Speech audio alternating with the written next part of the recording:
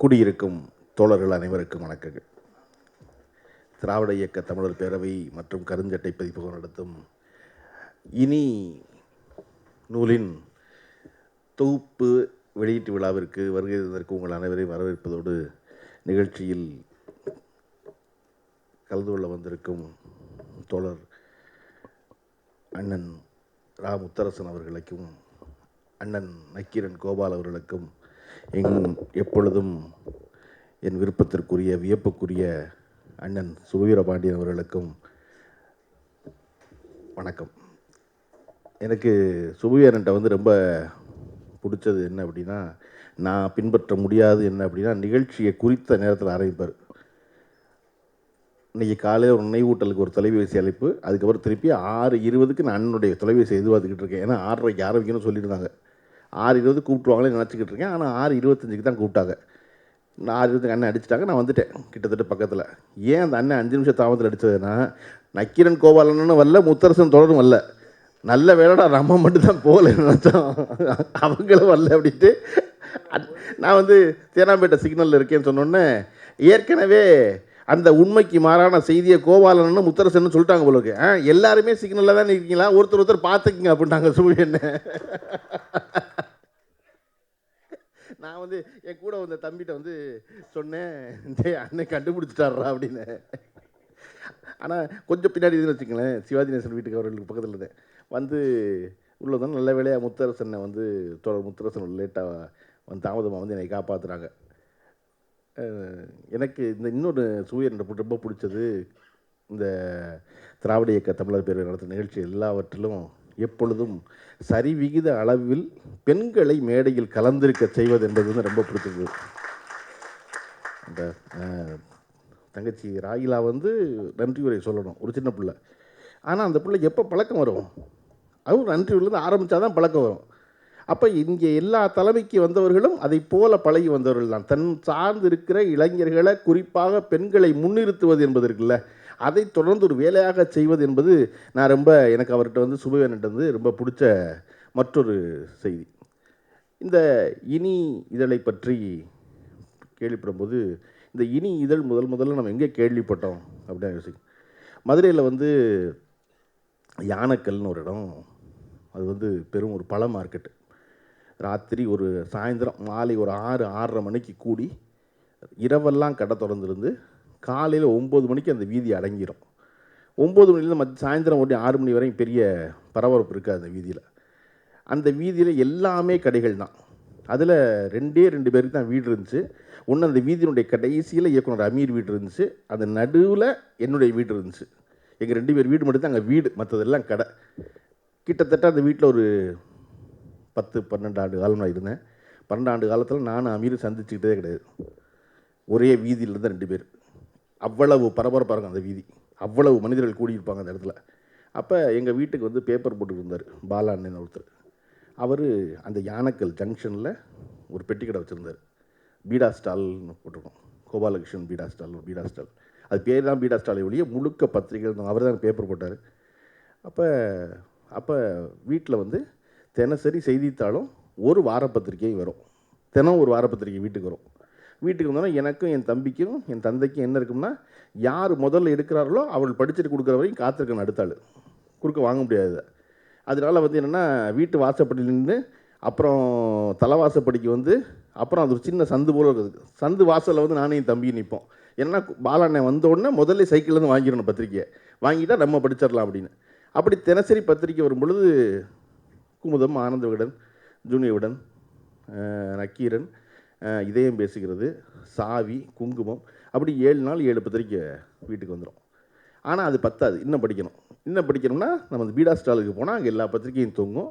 நம்ம வழக்கமான சந்தாதாரங்கிறனால பாலா அண்ணன் வந்து எந்த பத்திரிகையை எடுத்து கசக்காமல் பிரட்டி பார்க்க அனுமதி வழங்குவார்.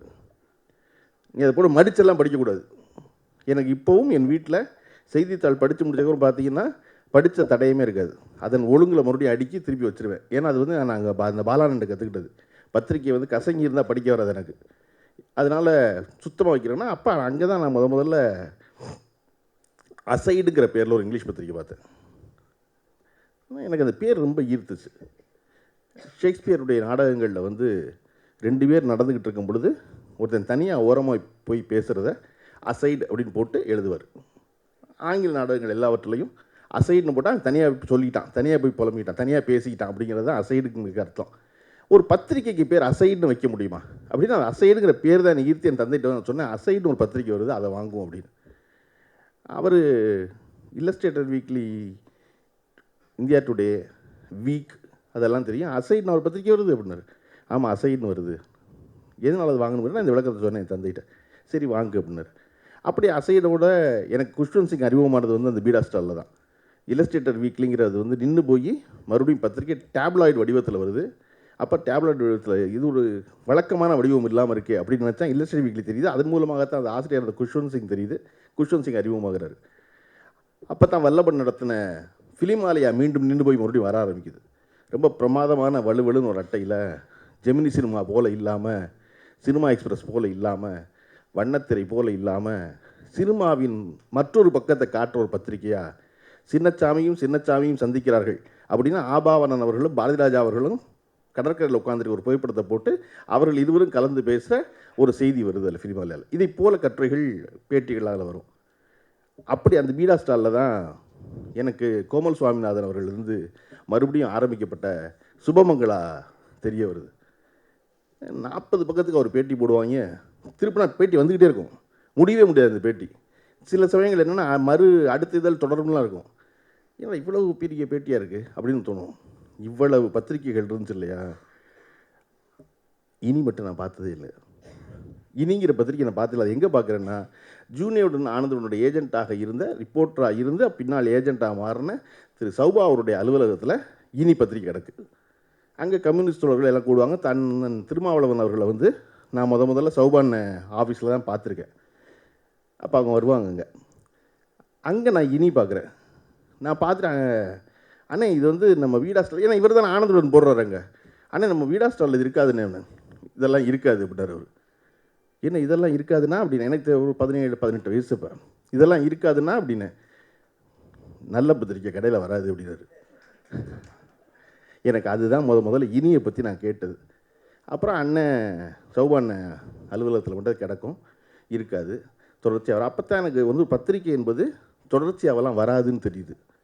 நான் நினச்சிக்கிட்டு இருக்கேன் இதையும் பேசுகிறது மாதிரி, குமுதம் மாதிரி, விகடன் மாதிரி வரும்போலுக்கு எல்லா பத்திரிக்கையும் 1ஆம் தேதி அப்படின்னா வராது 1ஆம் தேதி.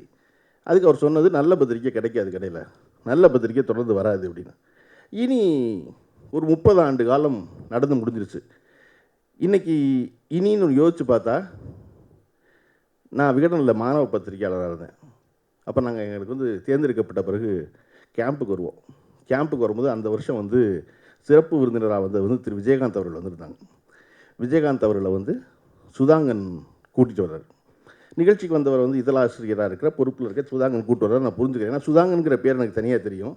ஜூனியர் ஆசிரியராக நான் மாணவ பத்திரிகையாளருக்கு முன்னாடியே விஜயகாந்த் அவர்களை வந்து தூரத்தீடி முழக்கத்துலன்னு தெரியும். இப்போ அந்த விஜயகாந்தை ஜூனியருடனுடைய ஆசிரியராக பொறுப்பில் இருக்கிற சுதாங்கனோட கூட்டிகிட்டு வர்றான்னு தெரியுது.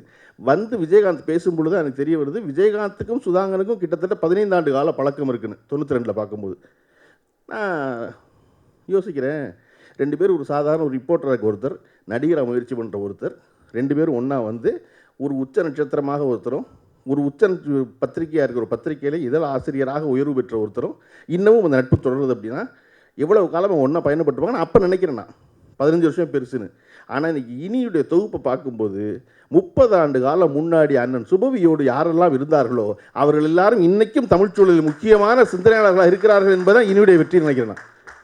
அது ரொம்ப முக்கியம் இல்லை. நம்ம கூட 10 பேர் இருந்தால் பூரா அவத்த பயலாக போயிட்டான்னு சொல்கிறத விட எல்லாருமே முக்கியமான ஆளாக இருக்கான் இன்றைக்கி சமூகத்தில். அன்னைக்கு 30 ஆண்டுகளுக்கு முன்னாடி என்ன சிந்தித்தார்களோ அது இன்றைக்கி இருக்குது. நீங்கள் எப்போவுமே உடம்பு முடியாமல் போயிடும், வயசாகும், இளமையாக இருக்கும், எல்லா வேலையும் செய்வோம், ஓடுவோம், ஆடுவோம், குதிப்போம், வயசாகும். வயசானதுக்கப்புறம் மருத்துவர் வந்து எச்சரிக்கை சொல்லுவார், கேட்க மாட்டோம். ஒரு திடீர் நாள் உடல்நலம் குன்றிடும். நண்பர்கள்லாம் பார்க்க வருவாங்க. வரும்போது உடல்நலம் குன்றிய பிறகு தான் நமக்கு என்ன புரியும்னா, இதெல்லாம் எனக்கு வராதுன்னு நம்புவான் மனுஷன். தினம் பார்க்குறான், எல்லா நோயும் தினம் பார்க்குறான், இறப்பு தினம் பார்க்குறான். ஆனால் மனுஷன் ஒன்று என்ன நம்புவானா, எனக்கு இது வராதுன்னு நம்புவான், எனக்கு இது நடந்துடாதுன்னு நம்புவான் இல்லையா? அப்போ தான் புரியும், ஓ இது எல்லாருக்கும் நடக்கும் போல் இருக்குது. எல்லாருக்கும் வரும் போல இருக்குது அப்படிங்கிற என்ன வரும். நாம் இன்றைக்கி நினைவில் கொள்ள வேண்டியது, இன்றைய அரசியலில் நாம் பதறுகிறோம் இல்லையா, அதை ஒரு மருத்துவரை போல 30 ஆண்டுகளுக்கு முன்னால் இனி பேசியிருக்கிறது என்பதுதான் ரொம்ப முக்கியம். இது உங்களுக்கு வராதுன்னு நினச்சிக்காதீங்க. இது கேடாக இருக்கிறது. ஒரு பத்திரிகை, ஒரு சிந்தனை என்பது என்ன அப்படின்னா, முன்னாடி சொல்கிறது, ப்ரிகாஷன் பண்ணுறது. நீங்கள் அதில் ஒரு ரஜினிகாந்துடைய பேட்டி இருக்குது, எடுத்து படிங்க. ஒரு மனுஷன் 30 ஆண்டு காலமாக குழப்பத்திலேயே வாழ்ந்திருக்கிறாங்கிறது தெளிவாக தெரியும். 1.5 பக்கம் தான் இருக்குது அந்த பேட்டி. அறிவுமதி அவர்கள் கட்டெழுதியிருக்காரு, 30 ஆண்டு காலத்திற்கு முன்னாடி ஜெயமோகன் என்பவர் RSSன் ஆள் என்பது அந்த பத்திரிகையில் இருக்கு. இன்றைக்கு ஜெயமோகன் என்ன பேசுகிறாரோ அதை முதல்ல இனிதான் கண்டுபிடிச்சு சொல்லியிருக்கு. தமிழ் சூழலில் தெர்மாமீட்டர் மாதிரி ஒவ்வொருத்தன் கக்கத்துக்குள்ளே தெர்மாமீட்டர் வச்சுட்டே இவனுக்கு காய்ச்சல், இவனுக்கு காய்ச்சல், இவனுக்கு காய்ச்சல் சொல்லிகிட்டே இருந்திருக்கு. இனி அதை நம்ம இப்போ கவனிக்கிறோம். அது ரொம்ப சிறப்பு இல்லை. அப்போ இந்த இனி தொகுப்பு வந்து ஏன் முக்கியமானதாக இருக்குது? அழகிய பெரியவன், எனக்கு இந்த அழகிய பெரியவன் பேர் ரொம்ப பிடிக்கும். எனக்கு தமிழில் ரொம்ப பிடிச்ச பேர் 2 பேர். அழகிய பெரியவன் ஒன்று, இன்னொன்று தெரிந்தார்க்கு இனி என்கிற பேர். எல்லா மனுஷன் இனியன் தான் இல்லையா? தெரிந்தார்க்கு இனியன்கிறது எவ்வளோ அழகான பேர் நினைப்பேன். அவனை பற்றி என்ன வேணாலும் சொல்லு, ஆனால் அவனை பற்றி தெரிஞ்சவனுக்கு அவன் இனிய. தெரிந்தார்க்கு இனியன்கிற பேர் ரொம்ப பிடிக்கும். தெரிந்தார்க்கு இனிய மாதிரி அழகிய பெரியவன் பிடிக்கும். ஏன்னா பெரிய மனுஷன் பூரா அழகாகவே இருக்க மாட்டேங்கிறான். ஒருத்தர் பெரிய மனுஷனாகவும் இருந்து அழகாகவும் இருக்கிறது எவ்வளோ பெரிய விஷயம். அவன் அழகிய பெரியவன் அவன். அப்படி எனக்கு எப்போவுமே அந்த பேர் ரொம்ப பிடிக்கும். ஏன்னா அவர் இந்த வேலையை செஞ்சுட்டு, அவர் என்ன, எனக்கு இனி இந்த தொகுப்பு என்கிட்ட இருந்துச்சு, அந்த தொகுப்பு மொத்தம் என்கிட்ட இருந்து வச்ச சொன்ன ஒரு நாளைக்கு எல்லாருமே கிளம்பி வந்து பழைய பத்திரிக்கை போகிற நம்மகிட்ட கேட்டுற போகிறாங்க, இல்லைன்னா எல்லாம்லாம் என்கிட்ட இல்லை அப்படின்னாரு. எனக்கு அப்போ தான் அந்த சௌபான்னு சொன்ன ஞாபகத்துக்கு வந்துச்சு. அதாவது என்னன்னா, அழகிய பெரியவனுக்கு என்ன கூறு இருந்திருக்கு அப்படின்னா, அவர் ஏன் அழகிய பெரியவன்னா, எதை காலத்தை தாண்டி நம்ம சேகரித்து வச்சிருக்கணுங்கிற அறிவு இருந்திருக்கு பாருங்க. அதனால தான் அவர் அழகிய பெரியவன். எத்தனை பத்திரிக்கை இருந்திருக்கும், இந்த இனி ஏன் எத்தனை தூரம் பத்திரம் பாதுகாக்கணும்? அண்ணன் சுபவியே பாதுகாக்காத. அப்போ அதை போல் ஒரு காரியம் செஞ்சதுனால அழகிய பெரியவன் பெரிதும் நன்றிக்குரியவர். இந்த அவசியம் இந்த இனி இதழ் தொகுப்பை வந்து வாங்கி படி. அவர் நிறைய சொன்னார், அடுத்தடுத்த அது பதிப்புகளில் வந்து இதெல்லாம் சரி பண்ணணும். அதில் நான் விரும்புகிறது, அந்த பேட்டி எடுக்கப்பட்ட காலத்தில் இருக்கிற அவருடைய புகைப்படம் இருந்தால் இன்னும் சிறப்பாக இருக்கும்னு நினைக்கிறேன். அன்னைக்கு இருக்கிற மருத்துவர் ராமதாஸுடைய புகைப்படத்தை பார்க்கும்பொழுது நான் 30 ஆண்டு காலம் பின்னாடி போயிடுறேன் இல்லையா? செய்தி என்னை பின்னாடி கூட்டு போகுது அதுக்கப்புறம். ஆனால் அந்த புகைப்படமே என்னை பின்னாடி கூட்டு போனால் இன்னும் சிறப்பாக இருக்கும்னு நான் நினைக்கிறேன். அப்படி இதை போல் உள்ள விஷயங்கள், இவ்வளோ இதை விட்டுருக்கோம், இதை சேர்த்துருக்கோம், இக்லாஸ் வந்து இவ்வளோ வேலை பார்த்தாரு அப்படின்னு எல்லாரும் சொன்னாங்க. சார்ந்திருந்தவர் எல்லாருக்கும் நன்றி சொல்லியிருந்தாங்க. இந்த பத்திரிகை ஒரு 30 ஆண்டு காலம் கழித்து அதை பற்றி பேசி கொண்டிருக்கிறோம். நக்கீரன் கோபாலன் வேறு சும்மா இருக்காமல் வந்து நாங்கள் வெறும் மேடை தான் போட்டோம், அதுதான் பண்ணாங்க, கைது பண்ணிட்டாங்க. அப்போத்தான் வந்து முன்னாடி நாற்காலியில் இடம் இல்லாமல் தோல்ற செங்கொடி வந்து சரி பரவாயில்ல முன்னுக்கு வந்து உட்கார்ந்தாங்க.